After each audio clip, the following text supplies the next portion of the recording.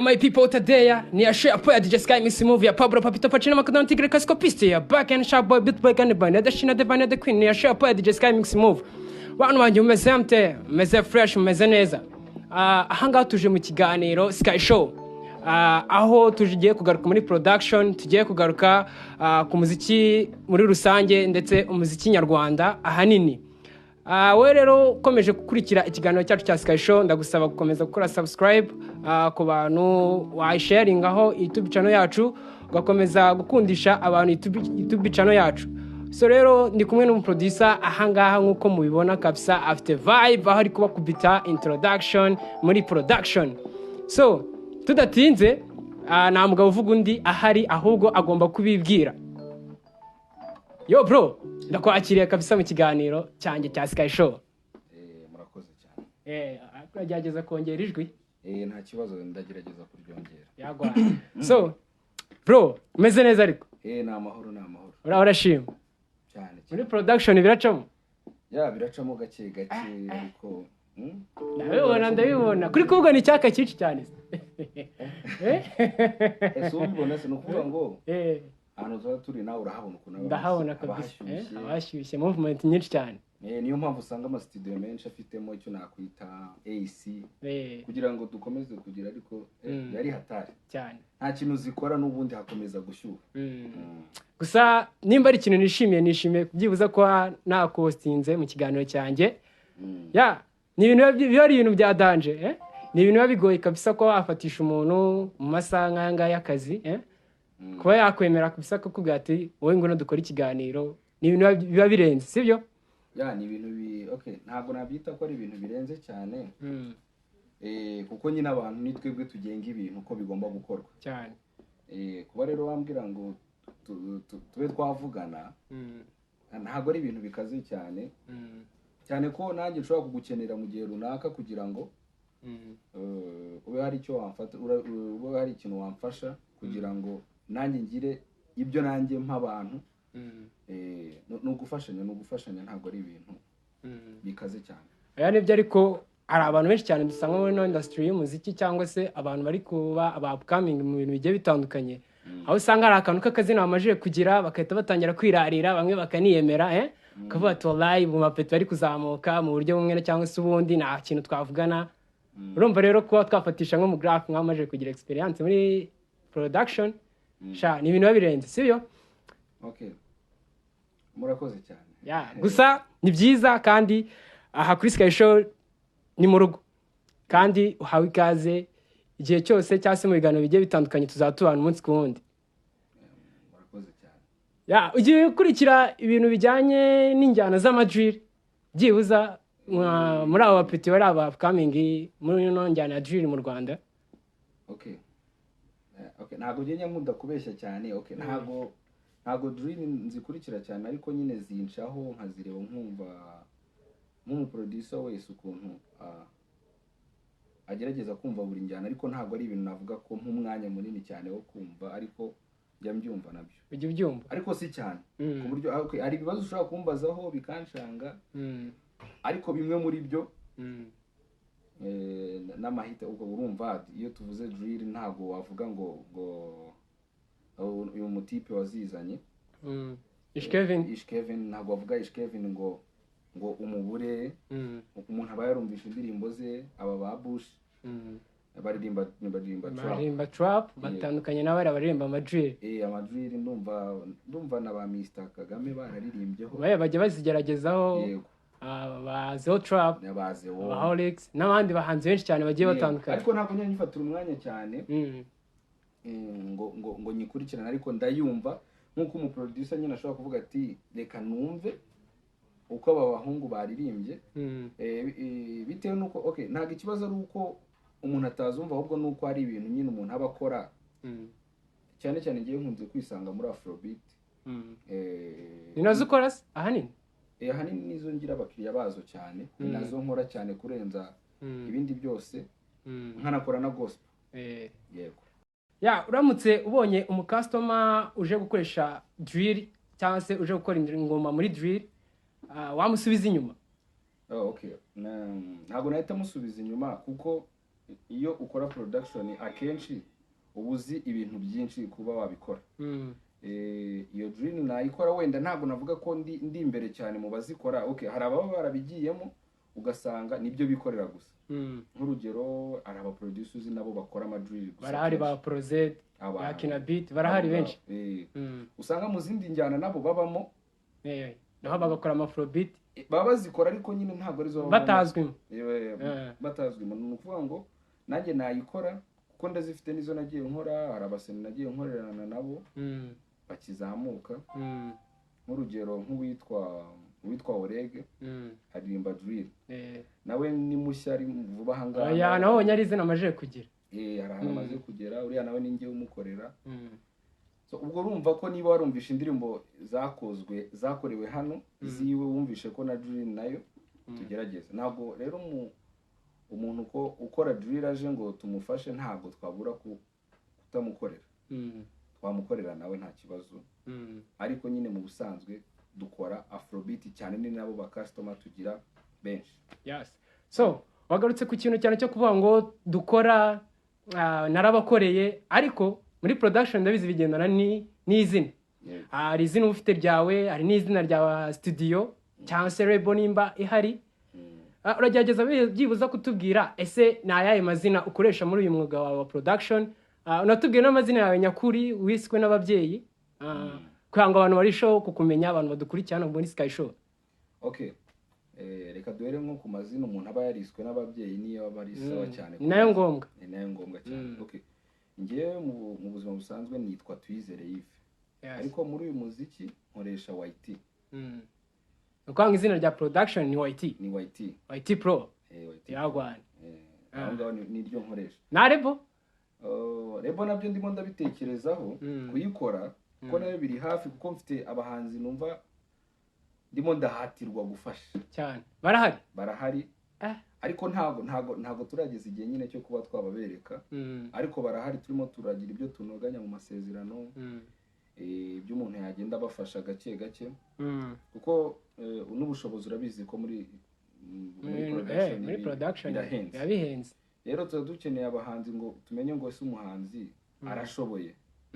Ese hari urwego yavanaho yakwivanaho akagira naho yigeza. Hari urwego yamarira Reba, kuko buri umuhanzi akenshi nawe nubwo aba yifasha abanafasha na Reba. So ndacyabirimo neza, ariko Reba yo igomba kuba ihari, n'izina rya studio naryo rirahari. Ariko akakanya ntabwo mpita ndibatangariza cyane kubera ko hari impamvu. Ariko nk'abantu bansura ku ma social media bajya bayibona. Ariko ntabwo akakanya wenda twahita turitangaza ngo turi mentioning mu kiganiro gitatu tuzabisangamo. Tuzaba twashyizeho iryo zina, niyo Reba izaba irimo gutangira gukora nayo. Nabo bahanzi bamwe muri bo tuzaba twabakuzaniye, ugira ibibazo bibariza nabo wumve nuko bameze, tunakwereke n'impano dufitemo hano ahangaha turimo turakorera. Aya nibyo kandi nibyo kwishimirwa. Ino industry y'umuziki nyarwanda ikeneye amaraso mashya ndetse n'aba upcoming mu ba petit baririmba mu njyana zigiye zitandukanye, ndetse izo power zirakenewe cyane. Ni ikihe kintu wishimira mu iterambere ry'umuziki nyarwanda urebye aho waturutse ndetse naho ugeze ubu ngubu? Ni iki wishimira cyangwa se ni gute uri kuwubona, ni izihe mpamvu uri kuwubonamo? Wagerageza kutubwiraho uvunagura? Okay. Ikintu navuga ku muziki, umuziki ukuntu wari umeze mbere n'ubu ngubu biratandukanye. Ubu muziki wabaye ikintu umuziki wabaye ikintu nakwita ko kinini. Umuziki wabaye akazi watunga abantu. Umuziki ndwaye akagiripe. Nta kibazo. Nta kibazo.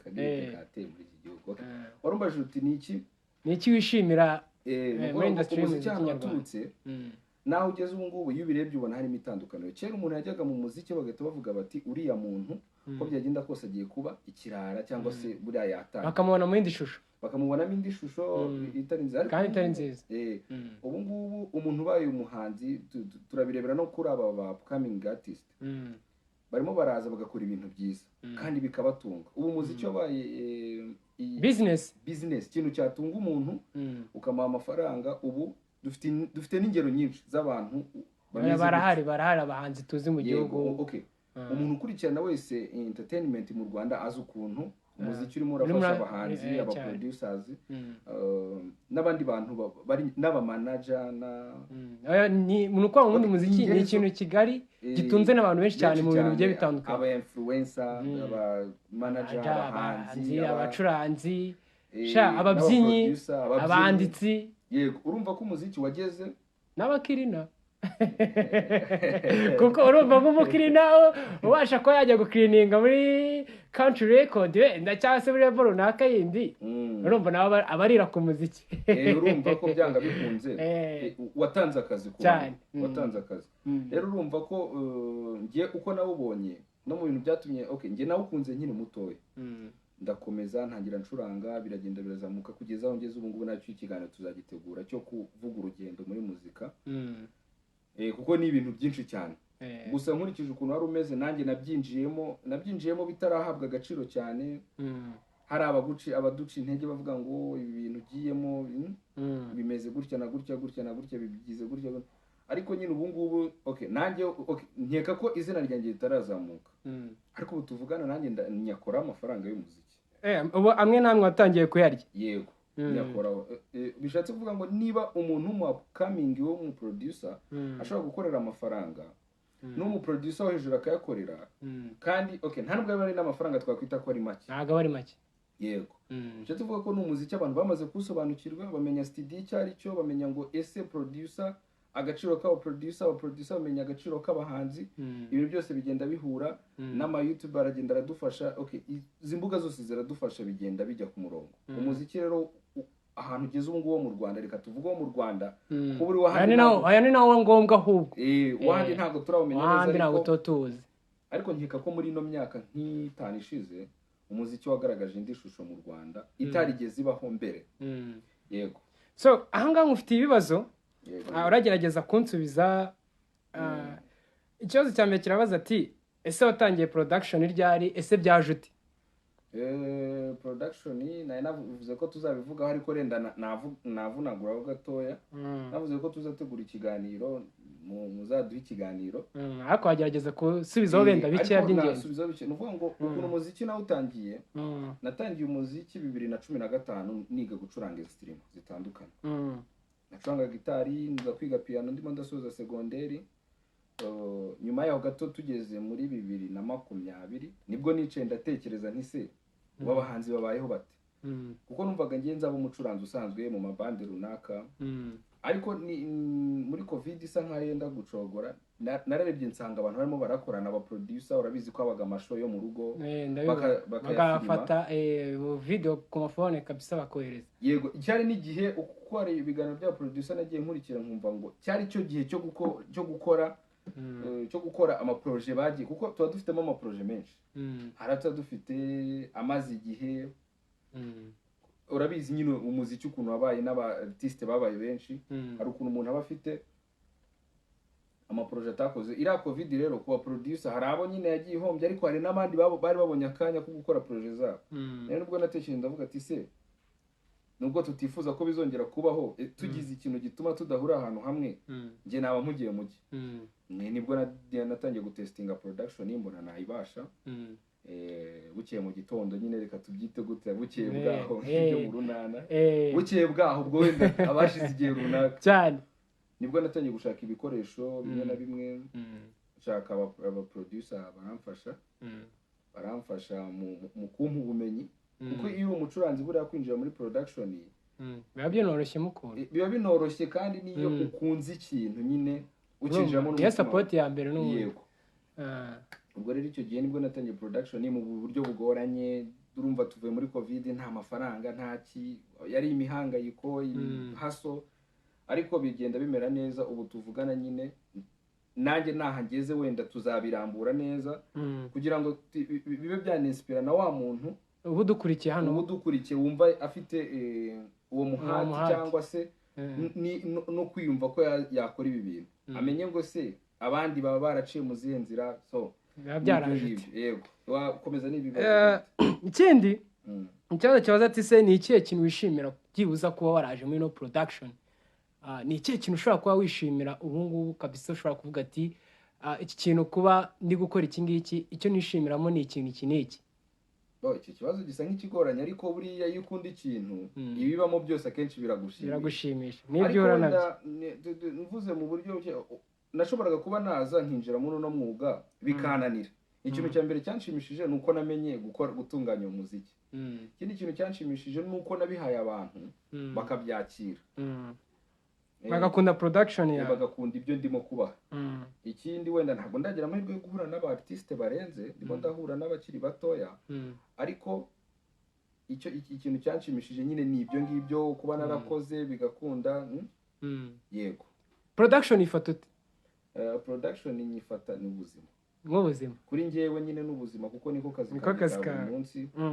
Ni ibintu nkunda, mbijyamo mbikunze. Okay, n'abahanzi dukorana babikubwira. Ndi umuntu mba ndi focused mba ndimo kureba akazi cyane. Niyo umuntu anzanyeho ibintu bitari akazi, aho dushobora kugira ukundi kuntu tubyumvikanaho bitari byiza, ariko abantu banzi nyine bazi ko akazi kanjye kagendera ku murongo umwe nyine, kandi uburyo bwiza. Nize mbogamizi wahuye nazo mino career yawe ya production? Imbogamizi ni ibikoresho. N'ubu ngubu turacyarwana n'ikintu cy'ibikoresho. Urabona nawe studio nsanzemo ntabwo ari studio nini, kandi buriya dufite n'ibyumviro byo kugira nka Empire, twabyita nka Empire ubwami nyine bikaba binini. Ibikoresho buriya byabaye imbogamizi nini cyane kuri njyewe. Ibikoresho byo muri production birahenze cyane. Niyo mpamvu rero ariko ibyo ufite byo byakora. Ibyo mfite ubu ngubu byakora. Ubundi iki nicyo kintu cya mbere. Yego. Ni nayo fondation ya danger twavuga. Yego, ariko ni nayo nicyo kintu nagize. Okay, n'ikindi kintu nanagizemo nk'imbogamizi wenda. Hari ukuntu muri studio muranyihanganira nkivuge, uhura n'umu artiste wibeshyira ko azi gukora ibyo nyine aje gukora, yibeshyira ko ari umuririmbyi, ugahanyanyaza bigeraho nyine kumva ugize akantu ko urumva yaguhaye amafaranga yiwe, mukabona projet yiwe ntirimo kujya mbere, kandi bidatewe nawe nyine, ariko akunda umuntu we yumva ko yaririmba. Rimwe na rimwe hari igihe umuhanzi agenda babaye ati umuntu yanyiciye ibintu, kandi mu by'ukuri usanga yaje nta runurari wowe bifitemo n'uyu, ugasanga yaje studio, umuntu aramara iminsi 2 muri studio ariko dinga verse imwe byaranze. Izo nazo ni imbogamizi tugira ivuye ku bikoresho, n'izo mbogamizi zo mu kazi. Niye nama wagira abapeti cyangwa se umuntu ari wese waba udukurikiye? Ubundi akenshi nkunda gukoresha ijambo abapeti kuko uyu muziki bundi twabahariye abana, twabahariye abana, abasaza bari aho ngaho bari kwigisha abo bana, ahubwo bababwira ati se wowe ukeneye ko wajya mu ki, ukeneye ko wajya mu ki, uzakitwaramo gutya. Niyo mpamvu nkunda gukoresha ijambo ngo abapeti, sibyo?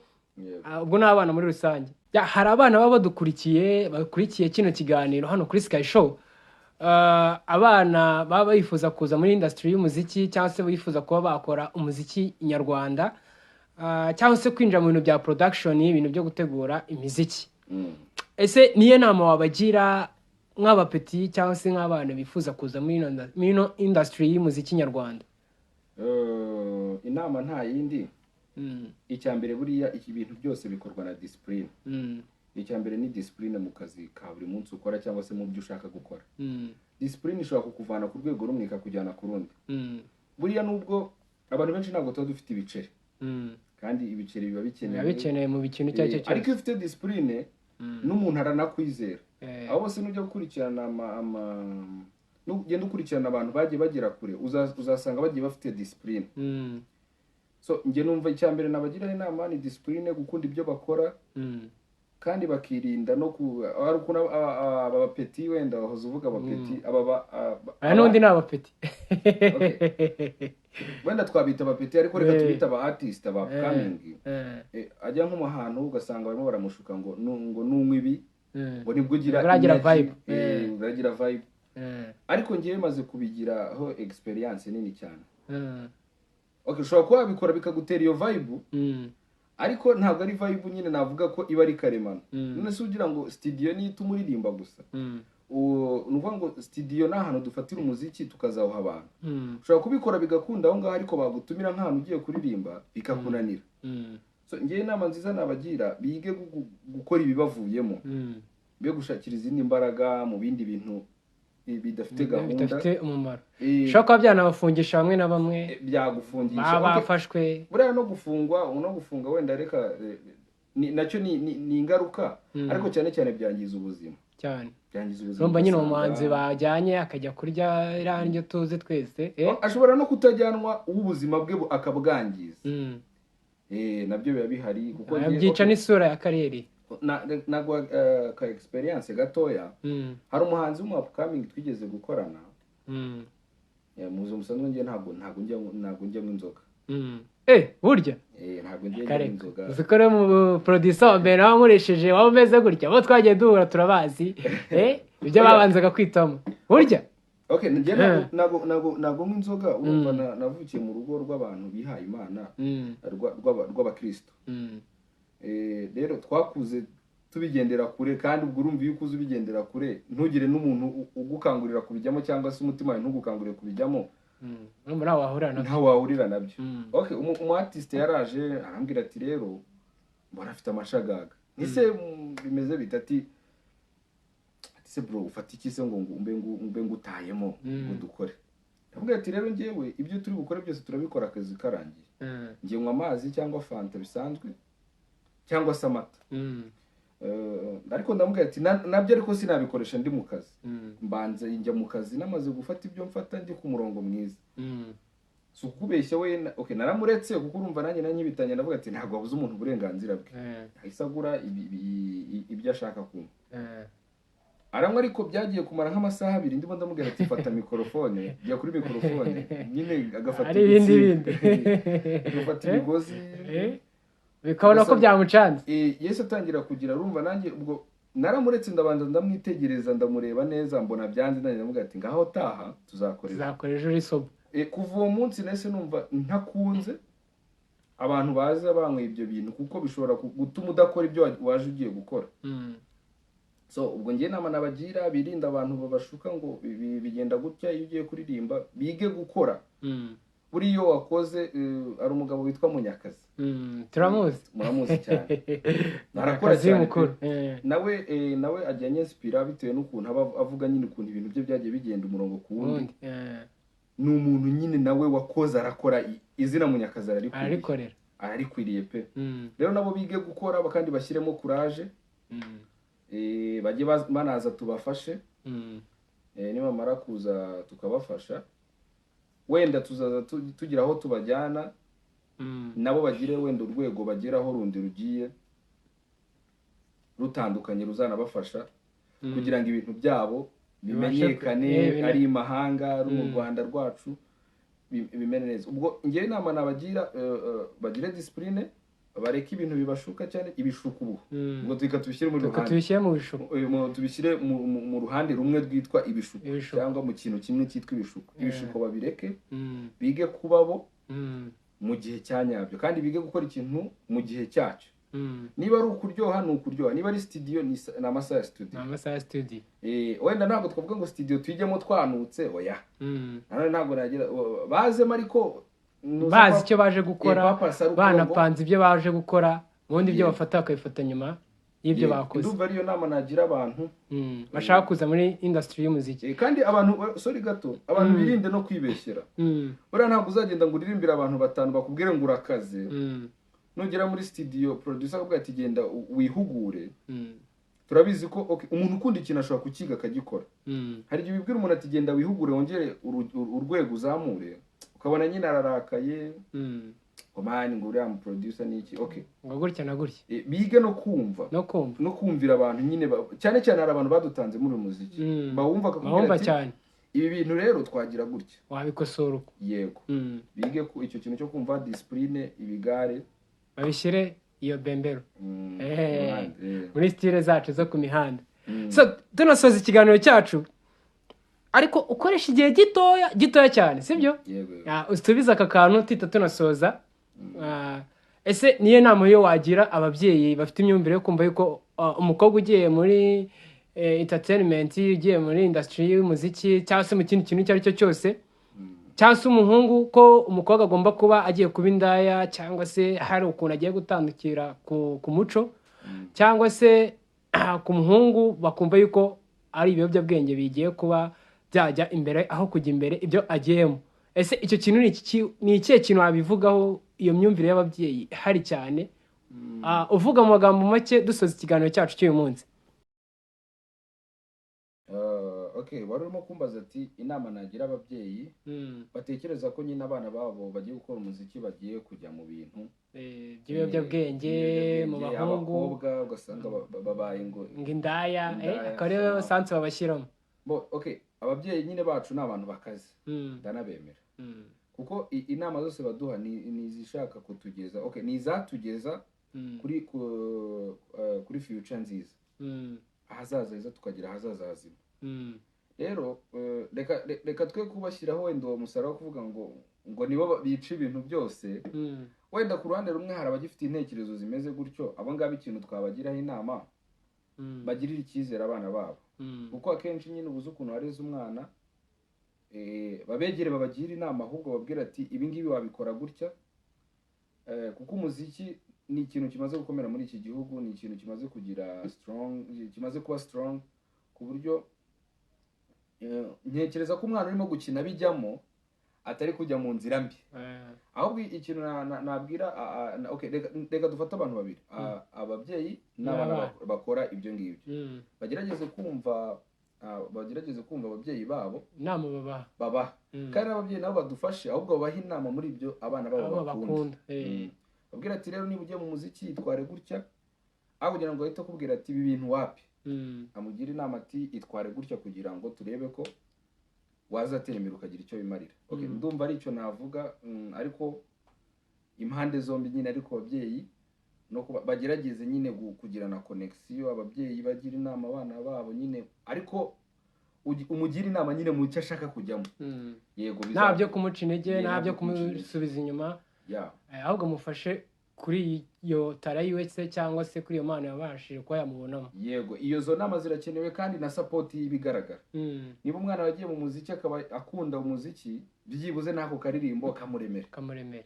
Umwana reba avuga ati byanga byakunda, mama nayo ibi bintu koko ari kumimbonamo, ari kubona yuko nanjye nabikora kandi nabishobora. Ariko n'abana nabo bagerageze kwitwara neza, bumvire inama z'ababyeyi. Urimo ibintu byinshi cyane bitari byiza, ari byiza turabizi. Okay, murakoze cyane, ngaho ndumva gisubije. Dusoza Whitey, first of all ndagushimira. Murakoze cyane, ikiganiro cyari neza. Okay, ntabwo nsanzwe menyereye itangazamakuru, ubwo aho nagiye ry'iminwa abantu bihangane, ariko uzagenda ubimenyera umunsi ku wundi uko uzagenda uhura n'abandi influencer bagenzi bawe. Ariko numvaga nanjye iki kiganiro si wewe nyine wagishakaga, numvaga nanjye gishaka, kuko hari ibyo nabonye mu muziki, hari experience mfite maze kugira nasangiza abandi, byari byiza nawe rwose wakoze kubana nanjye. Ibyo byo turabishimira cyane, kandi dushimira Imana yabashije ko yadushoboza tugakora iki kiganiro, ndetse n'abari badukurikiye nabo tubashimira cyane. So ari ikintu ushaka kurenzaho nyuma y'ibyo, ko wenda ama platform abantu bagusangaho? Ikintu narenzaho, dukundane muri no industry, urukundo niruza ibintu byose bizashoboka. Nabonye harimo kuzamo ibintu byo kugirana amabeef, ibintu by'amashyari, gusebanya. Dukundane kugira ngo tubashe gufata umuziki wacu tugira aho twawujyana, tushyire kuri yindi ntera. Dukore ibyo bintu by'amashyari. Niba mugenzi wawe yumva ari support yagufasha, mukora bimwe, mufashanya aho kugira ngo mugende musenyana. Ibyo bintu byo binasubiza n'umuziki nyuma. Icyambere rero urukundo. Ikindi nababwira, wenda ni platform nkoresha Twizere kuri Instagram, na nimero ya WhatsApp ndayikoresha, no kuri Facebook nitwa Twizere, aho hose mba ndi active. Kuri YouTube ho mfite channel yitwa Meditation Music, niho ndimo ndashyira ibintu byanjye byose, naho wahansanga. Ariko reka dukoreshe nk'izo platform za Instagram, Facebook na WhatsApp. Wenda nimero sinzi niba mwaza turazipininga mu kiganiro. Yego, niba mwaza kudufasha abantu batugane, dufite ibyo dushoboye kubagezaho, nabo baza n'ibyo bashoboye mukorane. Dukorane tuzamura no muziki. Ndumva ari ayo magambo navuga, namwe nkabashimira. N'ubutaha nimudukenera turahari ku bintu ibyo ari byo byose, ibintu bigiye bitandukanye. Aho dufite n'ibyo duhishiye biri mu cyikoni, ni vuba ngaha tukabyereka abanyarwanda natwe. Ni byinshi cyane. ya man guys cyangwa se buri umwe wowe warudukurikiye ndagushimira wowe by'umwihariko wowe wabashije gufata umwanya wawe ukadukurikira muri iki kiganiro turasoza reka abanze introducing nk'umuproducer abanza bumvishe ibyo ari byo nta biba birenze cyane cyane kurumva ibisanzwe nyine kumvisha abantu ibintu ibyo nibyo bya mbere urumva sha touch